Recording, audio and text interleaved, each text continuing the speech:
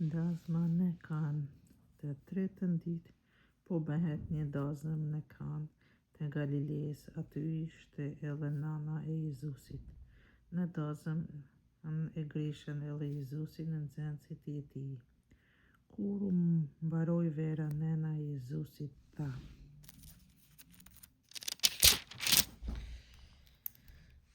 "Nuk kanë me verë."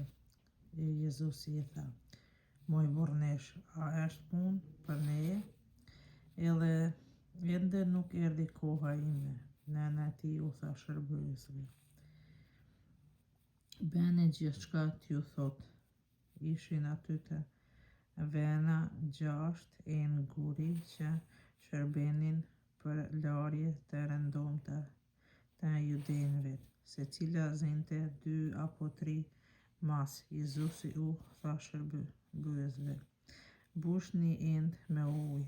Ata I mbushën deri në gryk. "Merrni tani," u tha atëherë, "e çoni kryetarit të tryezës." Ata ja çuan. Kur kryetari I tryezës e kërkoi ujin, e kthyer në verë, e nuk e dinte nga vinte, shërbyesit që e kishin mbushur ujin e dinin. Kryetari I tryezës e thirrri ëndrin dhe I tha: "Çdo njeri me parë vën në tryez verën e mirë. Kur ti nxeh pija, sjell verë me të keqe. Ti e pas ke ruajtur verën e mirë deri tani." Kjo që mrekullia e parë e Jezusit, të cilën e bëri në Kanën të Galileës, e dëftoi lavdinë e vet dhe nxënësit e tij besuan në të. Pastaj zbriti në Kafarnaum me nënën e vet, me vëllezërit e vet e me nxënësit e vet. Aty nuk qëndruan shumë ditë.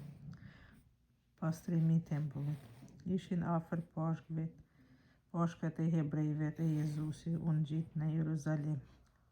Në tempull gjeti shitës, qesh, delesh e pëllumbash dhe thyes të holla duke ndenjur aty.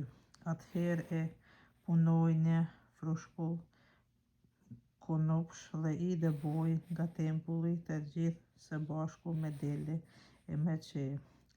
Thyesave u derdhi të hollat dhe u rrëzoi tavolinat. Shitësve të pëllumbave u tha: "Hiqni këtë prekëndeje, mos bëni shtëpinë e atit tim shtëpi tregtie." Nxënësit e tij u kujtuan se është në shkrim shenjtë: "Zelli për shtëpinë tënde me brënd." Atëherë ndërhyn judejt dhe I pyetën: "Ç'një shenjë na jep se guxon të veprosh kështu?" Jezusi ju përgjigji: "Rënojeni këtë tempull e unë do ta rindërtoj për 3 ditë." 46 vjet zgjati ndërtimi I këtij tempulli. I përgjigje judejt: "E ti do ta ndërtosh për 3 ditë?"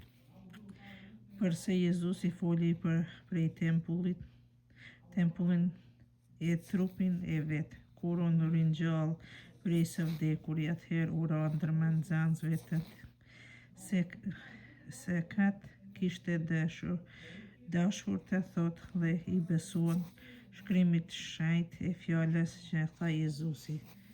Jezusi njeh çdo njeri. Gjatë qëndrimit të Jezusit në Jeruzalem në kohë të festës së Pashkëve, shumë besuan në emrin e tij kur pan shenjat që bëri.